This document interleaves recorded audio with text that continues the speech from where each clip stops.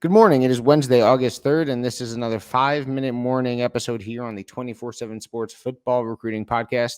I'm your host, Lance Glinn, and on today's episode, I am joined by Chris Trevino. He covers USC football and recruiting for USCfootball.com. Chris, how are we doing? Thanks so much for coming on and giving me some time today. I'm doing pretty good. I think this is our second time with you hosting with me on, so I'm glad to be back. Yes, I think our first time was a couple months ago, back around the early signing period, or maybe the more traditional signing period in February, if I'm going to guess. But yeah, second time where it's just me and you. Blair's on vacation, so he's taking a little bit of a rest. But look, USC, one school that didn't have a rest this big recruiting weekend this past weekend. But I wanted to have you on first, more to discuss a current commit who went elsewhere.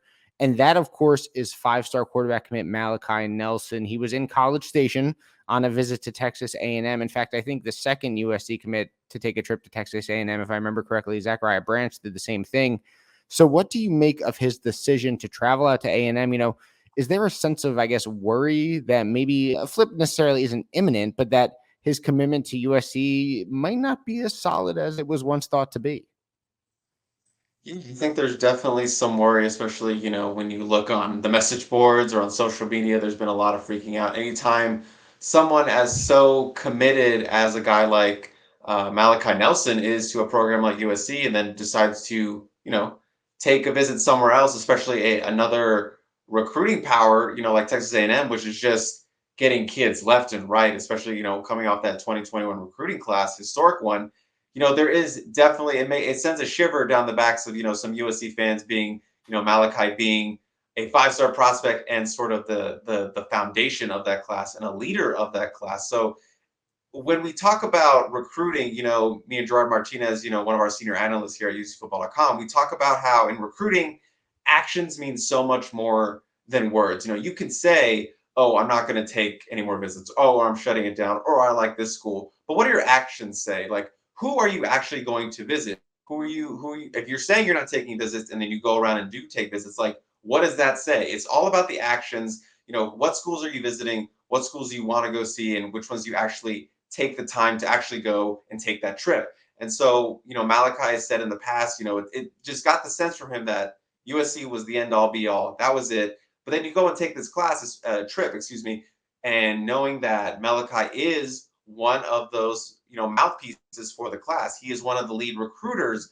The optics are interesting, and I don't want to say outright bad, but they are interesting. They are from a perspective of someone who's in the class already. They look up to Malachi. He is the leader of the class. And then when you go and take a visit to a Texas A&M, it does send this sort of message across, your current class or USC's class. Now, Malachi was up front. He told, the other commits in the group chat, I'm going to take this visit. I'm going to see what it's all about. He was up front with Lincoln Riley and the staff. So that is at least, it makes it a little bit better. Just didn't randomly show up at a pool party out there at Texas A&M. But I think it's just something you're going to need to monitor because obviously Texas A&M recruiting like a well-oiled machine at this point. And I know people will, throw around NIL, and obviously let's not kid ourselves that NIL isn't a factor for a lot of these guys. But on paper, USC still seems like the perfect match for Malachi Nelson. You have Lincoln Riley.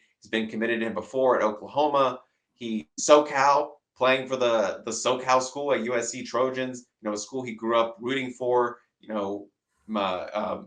Lincoln Riley with his Heisman winners at the position. It just makes a lot of sense.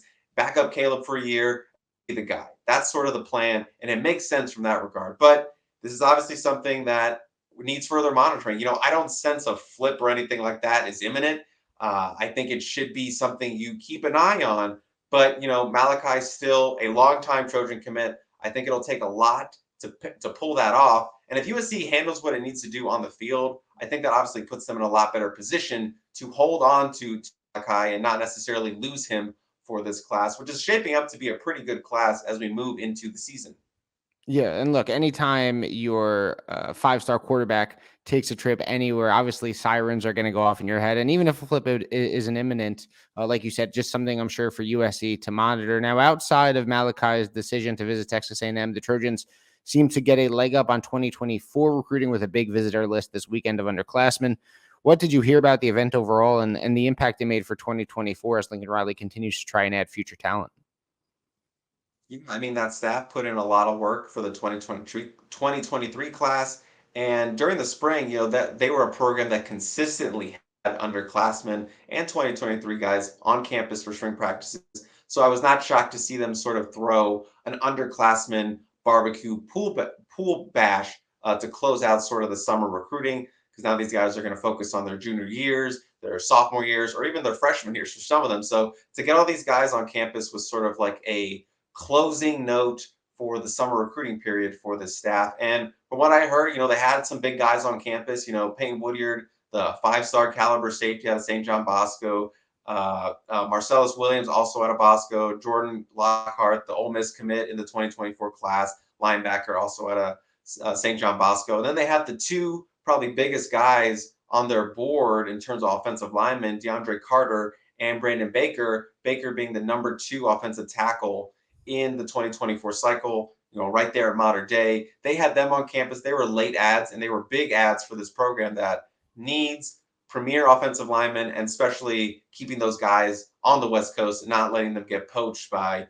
Oregon or Miami or SEC programs. So that was big to get them on campus. And from what I heard, it was a really, really good event. They had a lot of fun. Obviously, the pool party, coaches were mixing it up, but I think a lot of them, when I talked to them, they all felt like they got some one-on-one time with the coaching staff, which, for a big bash like that, it's important to try to make those connections, make sure everyone is getting some face time to get that personal connection, because you have, 20, 30 kids there, 40 kids there. It's going to be hard to get that one-on-one time. But if you can try to make those connections, get maybe 10 minutes to talk to your position coach, or some guys even got like 30 minutes with Lincoln Riley in his office. So this staff is always cognizant of getting these guys one-on-one time, even if it's just, a quick 5 minutes by the pool or talking with their parents. So that was something I felt was emphasized with these guys that I talked to. Have some interviews up on uscfootball.com. But for the most part, I heard it was a really, really good event. And, the guys came away, they had a good time, and they're excited to come to USC during the fall for these, these Coliseum games here at home. You can follow him on Twitter at Chris N. Trevino, and make sure to check out uscfootball.com for everything USC athletics and recruiting. Chris, thanks so much for coming on. Really appreciate it. Thanks for having me.